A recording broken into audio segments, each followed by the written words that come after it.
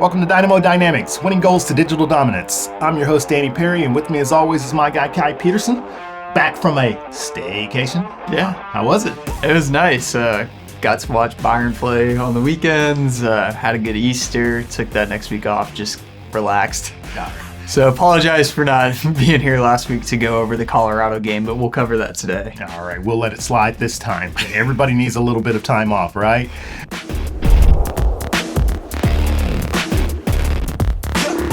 So, Dynamo, it's, the last time we were talking, we were worried about form, and we've seen some additions like Linger come into the team, and we've seen some subtractions. Aliou Ibrahim is no longer with the squad.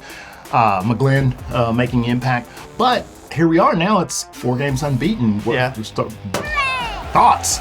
You know, I guess we'll start with Colorado. That was a frantic game from a fan standpoint because we were down 2-1 until the 96th minute, I think. Exactly. And that's when we scored to tie it up, which is great. That's exactly what we needed. That was Linger coming off the bench, his first significant action with the Dynamo, and he scores the equalizer at that point in time, saves the draw. And so that really helped us. I think that boosted the team morale going into the Austin game, and then rivalry game, Austin, Copa de Texas, or whatever they want to call it.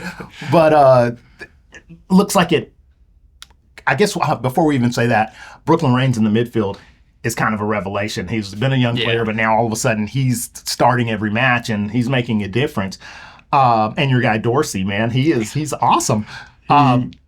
He was my man of the match. He didn't have a goal, but he had an assist. He had another very impactful pass.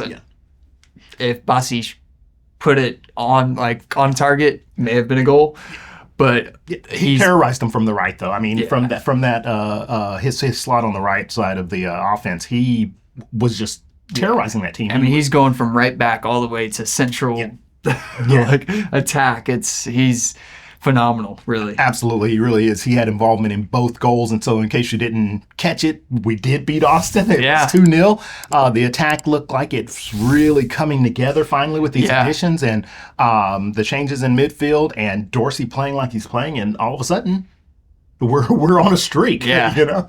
Yeah, and it was really pleasant to see Jack McGlynn having shots outside the box that just were narrow misses, and honestly, our shots this previous game on target troubled the keeper. In previous games, it felt like you look at the stats, it's like, oh, we had 6 shots on target. You go back and look at those 6 shots, it's like, they were. Was that really on target? Yeah, I mean, was that really a good shot? Who's that getting past? You know, right? But yeah, we really troubled the keeper this game. We beat him in every statistic except I think corners, and we're looking pretty good. And speaking of keepers, Bond, he's our 3rd keeper this season.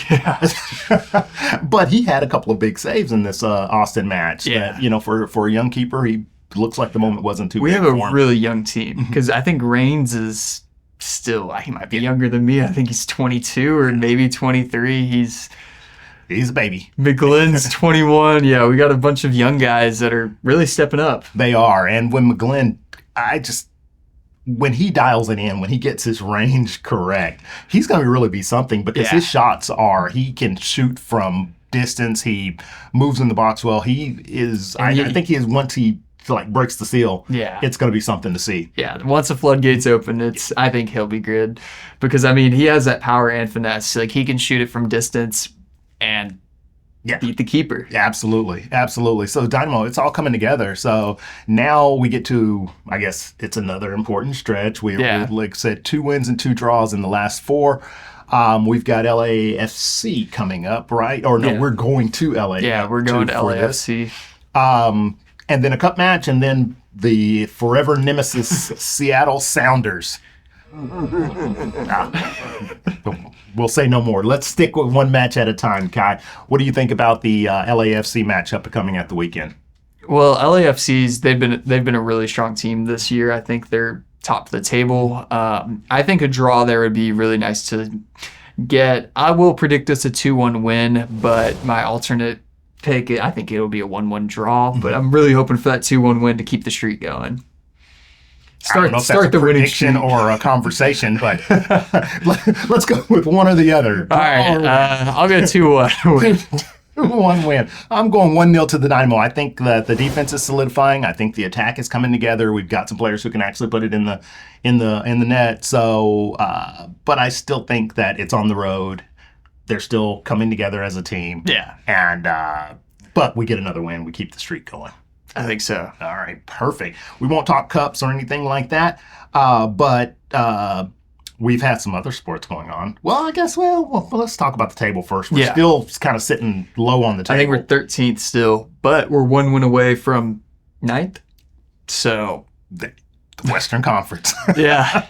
2 through 11 are probably, every season it seems like we're all bunched together, just a few points separating a pack of teams. So, I mean, really, we were talking like a few weeks ago about how the season could be slipping away before we know it, but now it's like it's all in front of us. Yeah. If we said earlier the only way is up, we can't get it any worse, and that's what we're doing. So that's it. Got to applaud the management though, man. They're really going out and improving the team. So I mean, and I think testing a lot of different players, tactics. It seems like I haven't seen Dorsey actually go central inside the box very often. He usually stays on the wing, so it's really interesting to see. Yeah, I think we talked about that a lot over last season of how wide he was and how he wasn't getting he wasn't getting service. The ball was not coming out to him.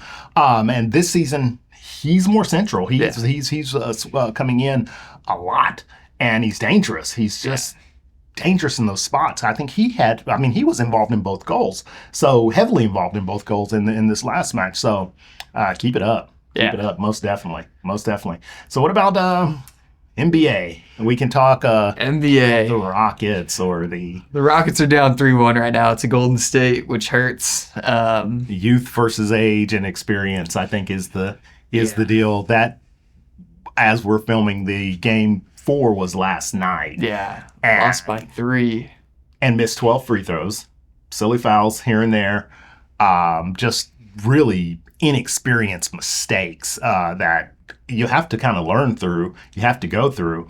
But looking at the teams, man, the Rockets are a really solid team. We have some exciting young players that are coming up that once they get the experience, I don't know, man. It's going to be something to see. But right now, I think we're still in the growing stages still. I mean, it's a growing pain just watching so many missed free throws. It really hurts because free throws win or lose games. Yeah, absolutely. It's not the missed open shot. It's the free throws. 100%. And that would have made the difference. We would have probably won that game going away if we were hitting our free throws. And inconsistency from certain players as well. Jalen Green in particular is, you don't know whether you're getting 35 points from him or 3 on the night. That I'm not sure how long that's sustainable. Yeah. But between Şengün and Amin Thompson and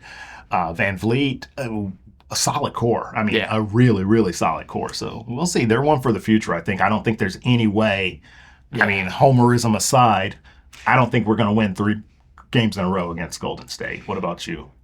I mean, we've seen it happen before, 3-1 comebacks, but it's not likely. Highly unlikely. But hey, we're here for it, though. Yeah. If it happens, we'll say we won't say we predicted it, but we'll say we were here for it the whole time. We're supporting them. We're definitely supporting them. We'll all be watching. So the rest of the Western Conference, actually the playoffs in general, have been, I think this year has been, I think it's been the most competitive. It's been definitely competitive and physical, and not all threes. Well, actually, let me rephrase this. On the Western side, the playoffs have been very competitive. Very physical.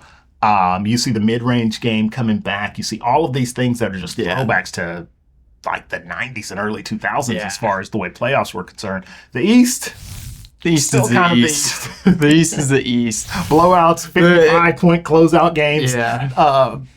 55. Yeah. I don't know about that one. That's so the West. I think any predictions as far as who's going to win the whole thing this year? I don't know. I don't honestly right now. It's too early to tell. I've really only focused on watching the Rockets, so I don't have a good insight. I mean, we did talk about OKC. They look like the strongest team, but on the West, I would like to see like Minnesota go deep. I think they're going to go deep. And whoever gets through that Nuggets-Clippers series, I think, is a legitimate candidate to win the whole thing. Yeah, that's just a boxing match. It's a game fight, man. That series is intense. Yeah, indeed. And I think they're going to be battle tested. Whoever comes out of that, though. Yeah. But you've got Boston, you've got Cleveland in the East that are two very good teams. I don't see anyone else coming out of the East, though. No, I can't see it either. I think Cleveland actually will come out of the East and make the finals, but the West it's too unpredictable because OKC, they have a young team too. They're, I think, the youngest starting five in the NBA, maybe. So I mean, great, but in a conference championship game. Yeah, the youth can either really help you, but it can hurt you seriously. Well, we'll keep on watching. We've got some weeks to go on the NBA playoffs, so we'll keep you posted on our Rockets. Hopefully, they can pull off the miracle starting on Wednesday. And I guess the last thing that we have is we're down to the final four of the Champions League. Arsenal's still in it. Yeah, Arsenal's still in it. We have PSG today. 2 p.m., yeah. All right. That'll be an exciting one. I think all the semifinal games, I think the PSG Arsenal game those two legs will be the most exciting as just a fan of the game standpoint. I think the Barcelona and Inter match will be more tactical, but Barcelona could pull away early. They look very strong still. I mean, they just beat Real Madrid in their, I guess their tournament or their cup. Yeah, Copa del Rey. And it was. Well, I mean, I don't know, man. Barcelona is good, but Inter seems to bring teams down to their level, where they want to play, and scruff up the game and hit you on the counter. They do have a really good counter. So, Wilson, do you have any predictions we'll just do this week's games, I guess, for Arsenal PSG today? PSG at home. Arsenal at home against PSG. I'm going 3-1 Arsenal. Ooh. 3-1. 3-1. You're going back on the high scoring. Yeah, goal explosion. Well, we got players back. Saka's back and in form. Well, crap, maybe I should not say that. Maybe I should revise this prediction. It's too late. Crap. Because I forgot Thomas Partey is not playing today, so that's going to hurt us in midfield. But due to accumulation of yellow cards, a silly rule, but whatever. And a reset after that round. So. Yeah, I know.